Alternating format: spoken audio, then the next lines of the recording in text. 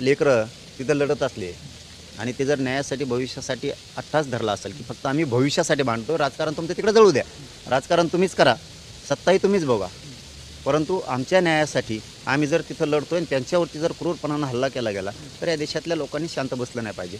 शेवटी तुमचा पक्ष कुठलाही असेल, पण तुमच्या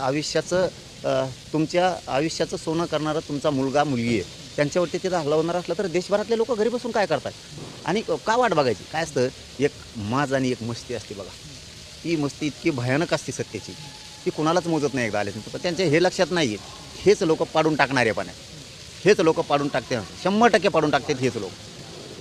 आरोप असाही होता की काही आंदोलकांचे आहे ते पोलिसांच्या गाडीत तोडफोड केली. आता सीसीटीव्ही फुटेज आणि व्हिडिओ पाहून त्या सगळ्या आंदोलकावर गुन्हे दाखल करण्याची प्रक्रिया सुरू अरे झाली. बाबा, आम्हाला तेच केलं तांतरवाली, आणलं त्यांनीच, गाड्या त्यांनीच फोडल्या, महिलांना रक्तबंबाळ त्यांनीच केलं, गोळ्या पण त्यांनीच घातल्या, म्हणणार ते म्हणजे ते बोलते ते खरं का?